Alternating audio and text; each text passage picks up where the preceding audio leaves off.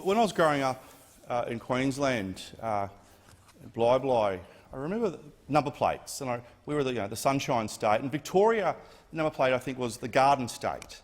I think now it is the Education State. But looking at recent events, you'd think that Victoria probably needs to change their number plates to, the Victoria where freedom goes to die, or Victoria the police state, or Victoria all praise Chairman Dan. Because I'm a big supporter of the police in Queensland, a big supporter of what our police officers and their families do to protect us.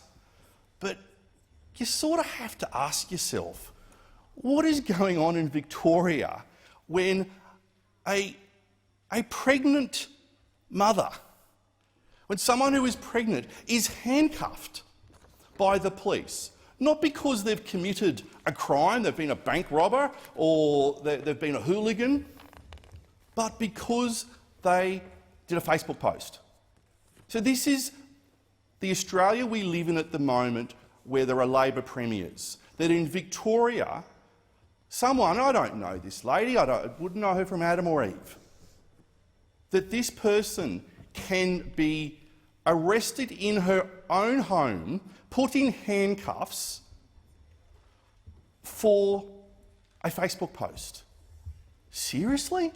Is this what society is coming to, where the police are barging into people's homes and enforcing a code and arresting people? This is Victoria, where mere weeks ago tens of thousands of people protested in the streets for Black Lives Matter. Now, I'm someone who fundamentally and strongly believes in the power and the right and the might of freedom of speech, but I do know that through this current crisis that we've had to give up some of our freedoms.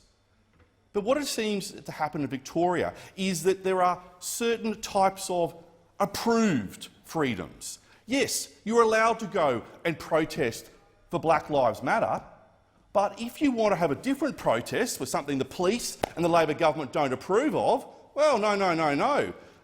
Madam, come over here, please. We'll pop the handcuffs in you, throw you in the paddy wagon and pop you off to jail. What is society coming to when that is what the police are doing in Victoria? Are we serious about this? And then we go to Queensland, my home state. A Queensland where the Labor government is using coronavirus as an alibi to cover up their poor economic record. Senator Murray Watt was very proud of the economic record in Queensland. He said, to quote, "The proof is in the pudding." Well, it's a pretty rotten pudding when you look at Queensland's economic record. The highest bankruptcies in Australia, the highest unemployment in Australia, the lowest level of business confidence.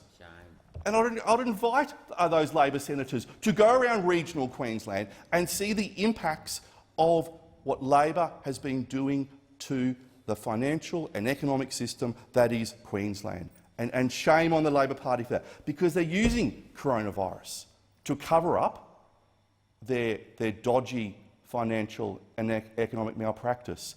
But they're using border wars even more shamefully. More shamefully as a political issue. And people justify it. They say, oh, it's very popular. Well, just because something is popular doesn't mean it is right or good for you. Double-fried, deep-fried chips with extra salt. I love them. They're very popular. They're not necessarily good for me. We need to make sure that when it comes to these border wars, there is compassion and common sense.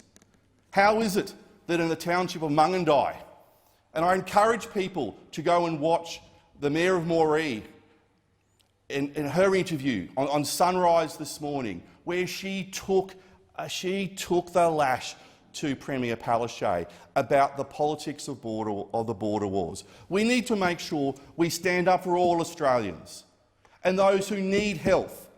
Hospitals are for Australians. They're not for someone because they live on one side of the border or the other. How dare we tell a pregnant mother, you cannot come to a Queensland hospital? How dare we tell that mother that? You have to wait for 16 hours and then you can go to Sydney and you lose your child? How dare we? Is that what our society has come to? That we use party politics and we lose lives over that? How you, Premier. Shame on you.